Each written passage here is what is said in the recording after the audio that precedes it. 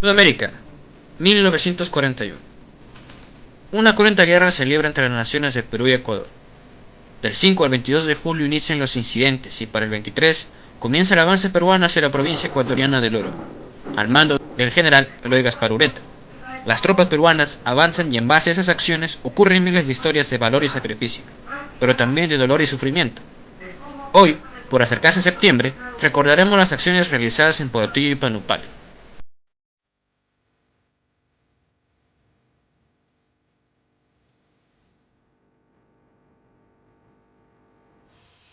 Las tropas peruanas avanzan a la provincia del Oro.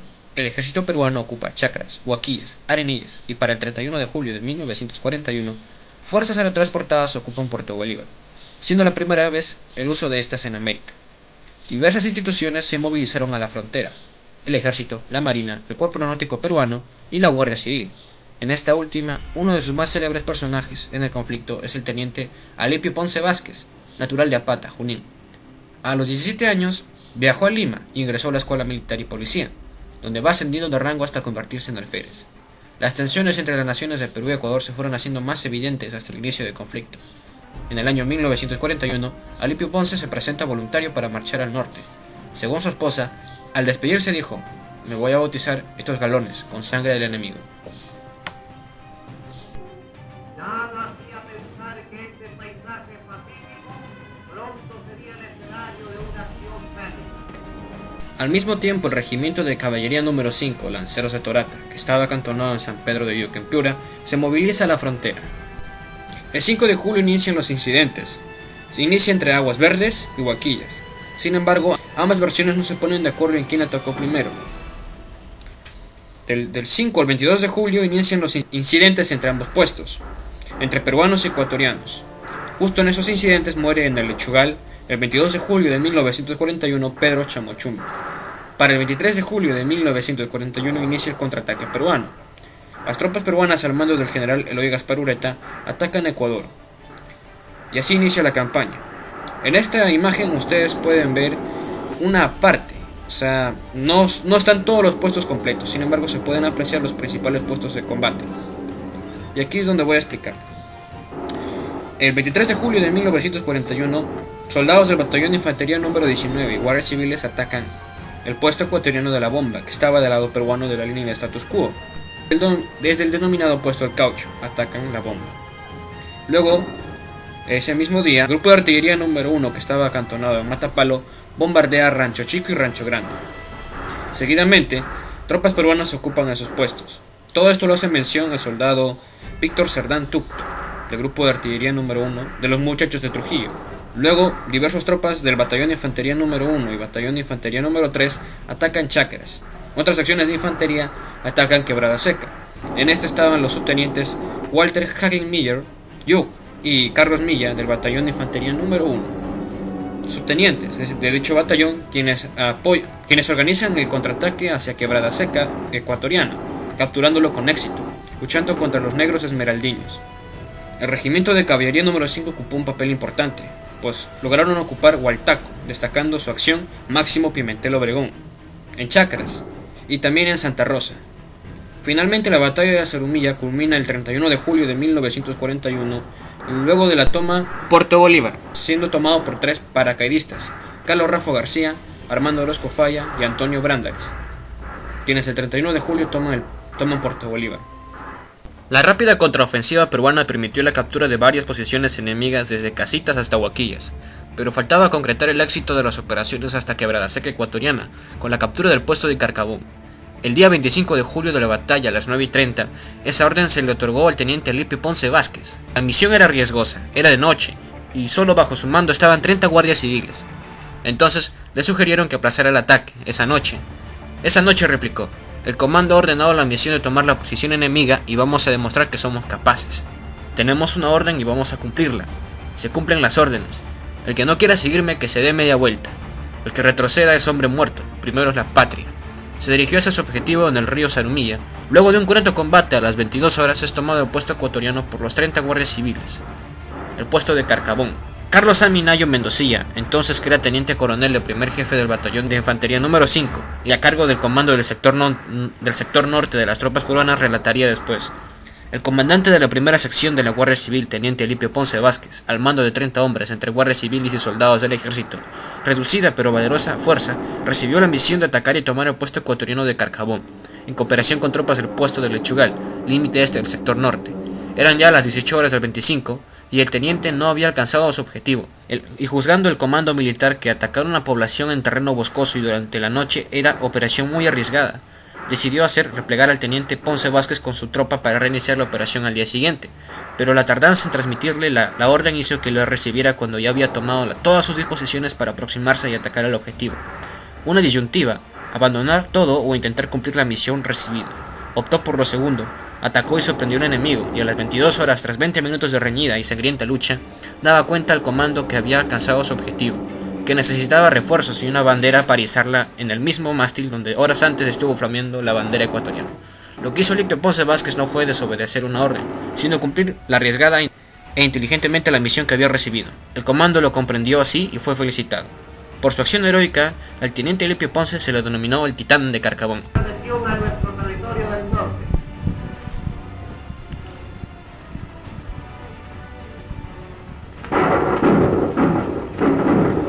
De cómo ha sido cumplida esta orden por... El regimiento de caballería número 5, Lanceros de Torata, fue un regimiento que al inicio de la guerra contaba con 400 efectivos aproximadamente. Fueron embarcados en el transporte Mantaro el 13 de julio, el mismo transporte que embarcaría el RC-3 en agosto, al teatro de operaciones, participando en los combates de Chacra, Santa Rosa y Panupali. Los lanceros de Torata estaban conformados por 3 escuadrones, y cada escuadrón poseía varios pelotones. Los pelotones estaban conformados por un grupo de 20 a 30 hombres, aproximadamente. A diferencia de guerras pasadas como la guerra con Chile o la guerra de independencia, los batallones enteros no participaban en las batallas. Eran los pelotones quienes entraban en las batallas y luchaban, apoyados por otras secciones de otros batallones. Por ejemplo, en la captura de Hualtaco participó el pelotón de Máximo Pimentel, jefe del tercer pelotón del segundo escuadrón. Podemos conocer a algunos jefes y miembros por sus fotos. En esta fotografía podemos apreciar al teniente Salvador Molina Pardo con gafas. Era uno de los oficiales del primer escuadrón, saliendo de San Juan de la Virgen rumbo a Zarumilla el 21 de julio, a 2 días de la batalla de Zarumilla. En otra aparecen los jefes y soldados del segundo pelotón del segundo escuadrón. Quien posee las manos cruzadas es Alfredo Novoa Cava, y a su lado, quien posee el casco corcho, está Luis Reinafarge Hurtado. Alfredo Novoa Cava es el capitán de ese escuadrón. En primer plano, el capitán Ignacio Zavala, y al fondo el cabo Martín Rabanal.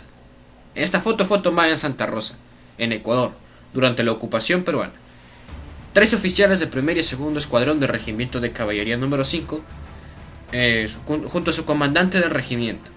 El segundo de izquierda a derecha, el primero de la fila de los sentados, es el teniente Pinza Vargas.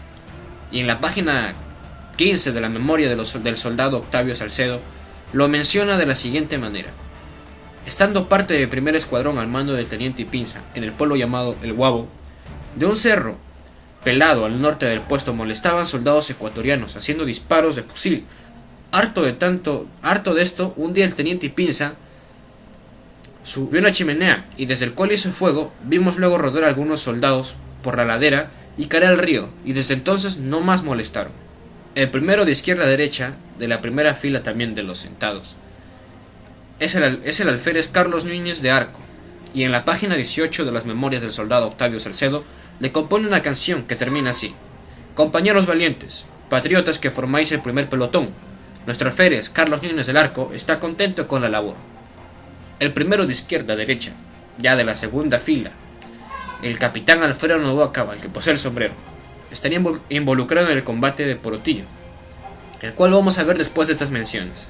El primero de derecha a izquierda, en la última fila de los parados, es Luis Reinafarge Hurtado, quien también participó en Porotillo.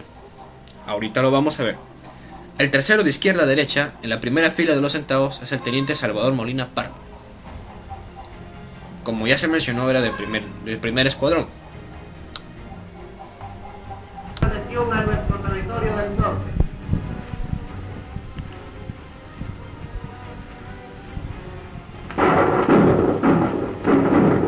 De cómo ha sido cumplida esta orden por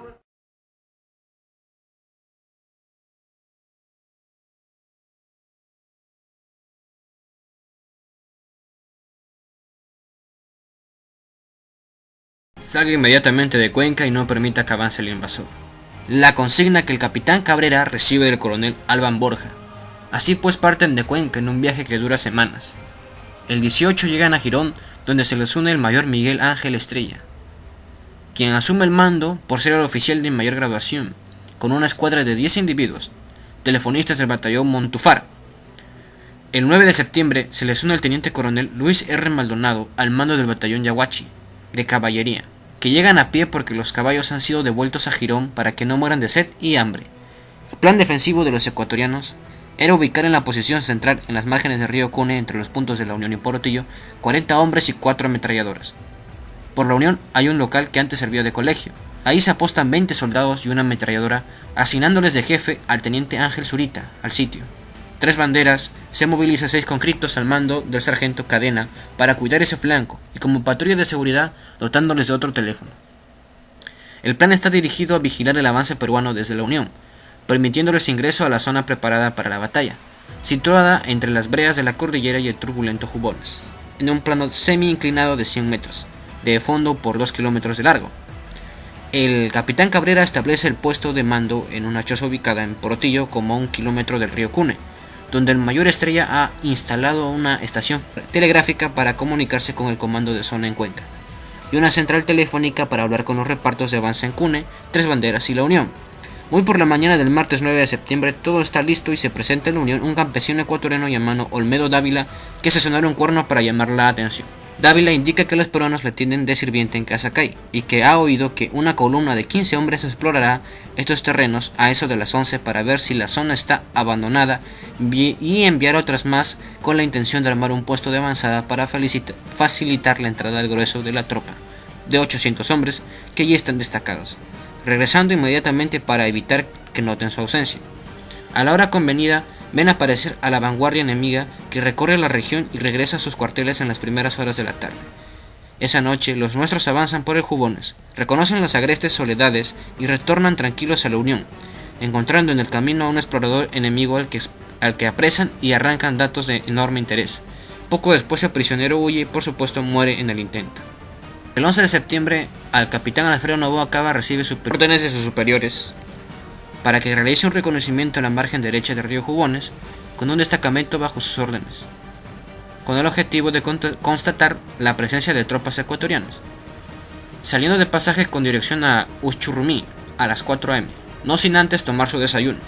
En Huaycho, poblado conocido como Los Cerritos, donde había una planta eléctrica, se sumó como guía el sargento segundo Guardia Civil Emiliano Tapia Díaz, comandante del puesto policial de ese lugar, y en su lugar quedó el soldado Juan Carvajal Narváez, quien cedió su caballo a Tapia Díaz. Partió el pelotón hasta Casacay, donde desmontaron y dejaron los caballos a cargo de 6 soldados, con la orden de conducir los caballos a Pituaguiña, poblado que era término del camino carrozable e inicio del sendero que conducía al puente de Uschurrumí por una zona que era boscosa, y en el avance el pelotón se redujo a un total de 27 hombres. El pelotón llega a Pituaguiña, a 5 kilómetros de Casacay. El capitán Noboa ordena al soldado Andrés Avelino Estacio que regrese a Casacay a traer los caballos. El pelotón se reducía a un total de 26 hombres. Desembocan también por una curva del camino y penetran al lugar exacto que los ecuatorianos habían elegido para la emboscada. Un disparo de fusil rompió el silencio.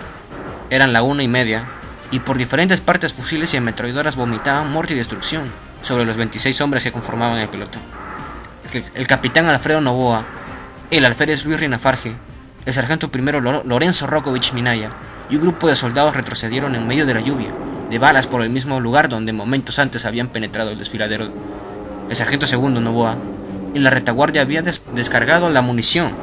La confusión era reinante. Ordenó al soldado Adán Abanto Medina llevar los cofres de munición a los soldados de adelante, pero una ametralladora batía ese camino y le fue imposible. En un esfuerzo sobrehumano logran cruzar y acercarse al grueso del pelotón, constatando que el teniente Lipe Ponce y el alférez Luis Rinafarge habían muerto y varios soldados alrededor muertos. El capitán Alfredo Noboa, gravemente herido, trataba de replegarse, arrastrándose lentamente. El soldado Adán Abanto Medina tomó al sargento segundo Noboa de los tobillos y al capitán, y así jalándolo lograron retirar a un lugar seguro al capitán Noboa. Presentaba 3 heridas en el vientre y el manifiesto que todo el pelotón había sucumbido. El sargento segundo Noboa, ayudado de 5 soldados sobrevivientes, lo subieron casi exámine por la pérdida de sangre al caballo, dando la orden de lanzar los cofres al río, lo que cumplió el sargento Noboa y el guardia civil Sumarán. Y al momento de regresar donde el capitán, oyeron gritos y disparos que disparaban los ecuatorianos, que se lanzaban a la bayoneta sobre los soldados que cuidaban al capitán, matando a todos, y hacían muertos el capitán Noboa y los soldados Adán Ambato Medina, Victoriano Huacha Regalado, el cabo Melquíades Quevedo Mardales, en tanto que el soldado Carlos Limo Vázquez, a quien se le había atascado la pistola, era salvajemente ultimado a bayonetazos. Entre los muertos yacía el sargento Emiliano Tapia Díaz, quien había utilizado el mosquetón del teniente Ponce hasta quedarse sin munición. Lo rodearon con intención de repasarlo, pero el capitán ecuatoriano Gabriel Mogrovejo dijo que no lo maten porque lo llevarían a la trinchera del Mayor Estrella, para luego ser llevado ante el comandante Luis Maldonado, quien dispondría más tarde su traslado a Cuenca y luego al hospital de Quito. El sargento Noboa, que era sobrino del capitán Alfredo Noboa Cava, y el guardia civil Sumarán intentaron escapar por el río Jugones, por las orillas de dicho río, pero el guardia civil Sumarán se ahogó y sus restos jamás fueron encontrados. El sargento Noboa se internó en el monte hasta llegar a la altura de Pituahiña. Posteriormente relataría lo sucedido en su parte de guerra. Con el fin de dispersar las amenazantes concentraciones enemigas y de sofocar la presión a nuestro territorio del norte.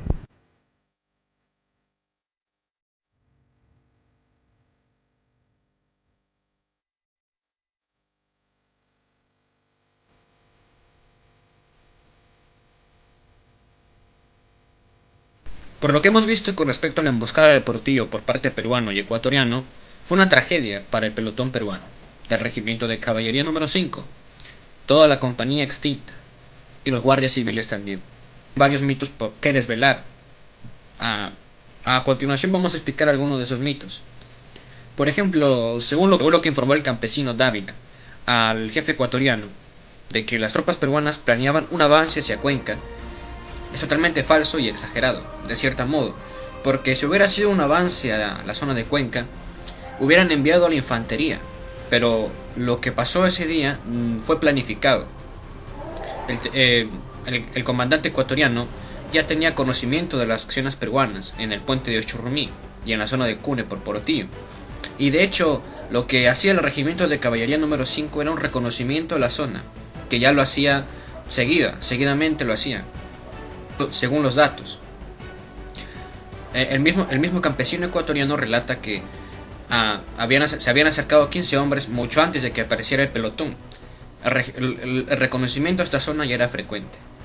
Hay un mito más, pero este no es ecuatoriano, sino peruano. Al momento de atacar al regimiento de caballería número 5, se violó el acuerdo de la tregua, firmado hecho el 31 de julio, luego de la toma de Puerto Bolívar.